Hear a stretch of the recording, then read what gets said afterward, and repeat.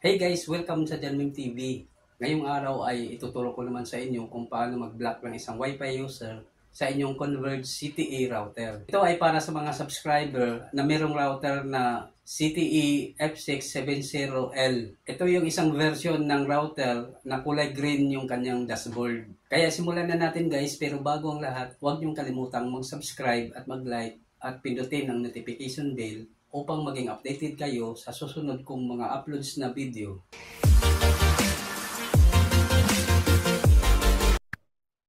So ganito yan guys, bago tayo magsimula, kailangan nakakonect na kayo sa inyong Wi-Fi router. At kung connected na kayo, ang unang gagawin natin ay mag-open ng internet browser. Pero pwede kayong mamili guys kung anong internet browser ang gusto nyong gamitin. Sa akin naman, ang gagamitin ko ay Google Chrome. So itap lang natin yan.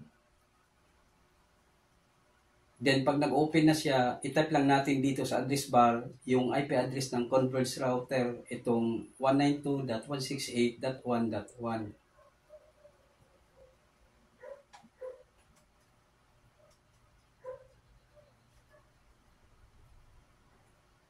Then itap natin itong go. So ayan guys, ito na yung admin web interface ng Converge router. At dito sa username, ang itype natin ay admin.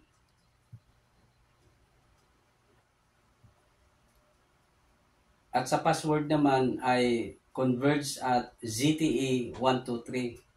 Pero kung halimbawa nakapagpalit na kayo ng login password, ang gagamitin nyo ay yung inyong sariling password.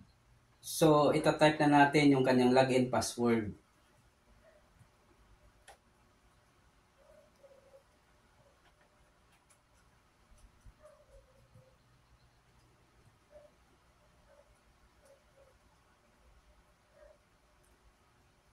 Then itap natin itong login. Ayan guys, ito na yung dashboard ng Converge router. At kung mapapansin ninyo, kulay green yung kanyang dashboard.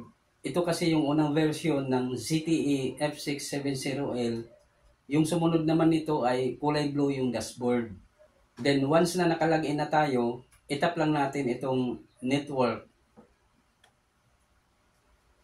Then dito, meron tayong makikitang WLAN Radio 2.4G.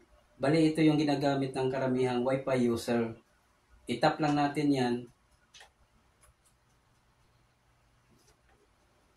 Then, itap natin itong associated devices. So, dito guys, meron tayong makikitang MAC address. Ito yung MAC address ng mga cellphone na nakakonect sa ating Wi-Fi router. At kung meron kayong makikita dyan na MAC address na hindi naman sa inyo, ay yun ang ibablock natin. So para ma-block natin yung nakikonnect sa ating Wi-Fi, ang gagawin lang natin ay i-copy yung kanyang MAC address.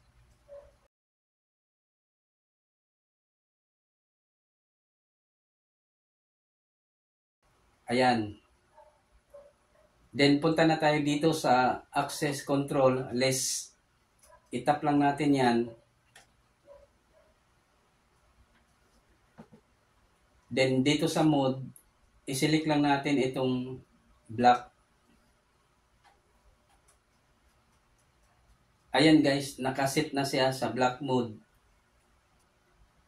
Then dito naman sa MAC address, dito natin ilagay yung MAC address ng cellphone na gusto nating i-block.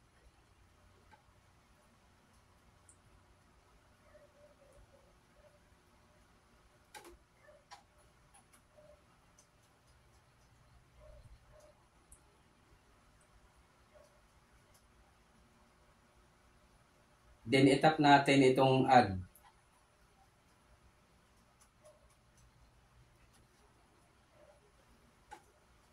Then pagkatapos niyan ay madidisconnect tayo sa Wi-Fi router. Hintayin na lang natin siya na mag-reconnect ulit. Ayan guys, connected na tayo. So dito sa baba, mapapansin ninyo na nakalagay na yung MAC address ng cellphone na binablock natin. Ibig sabihin, hindi na siya pwedeng makapag-connect sa ating Wi-Fi kahit alam niya yung ating Wi-Fi password.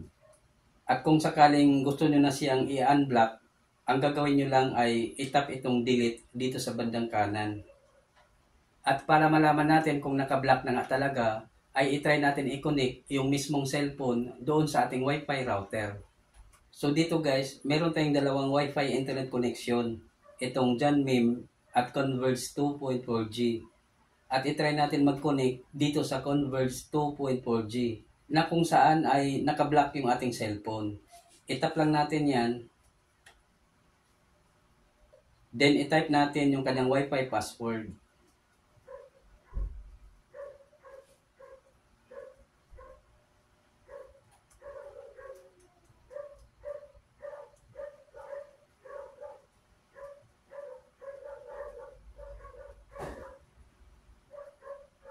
Then tap connect. Ayan guys, ang nakasulat dito, could not connect to network. Dahil naka-block yung ating cellphone dito sa Converge router. I-tap lang natin okay. Next naman ay i-try natin mag-connect dito sa Janmim na kung saan ay hindi naka-block yung ating cellphone. I-tap lang natin yan. Then i-type natin yung kanyang Wi-Fi password.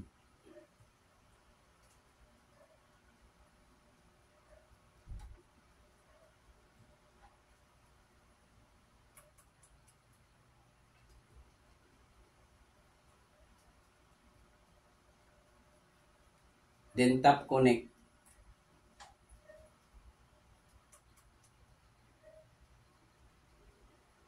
Ayan guys, mabilis lang tayong nakapag-connect dito dahil hindi naka-block yung ating cellphone.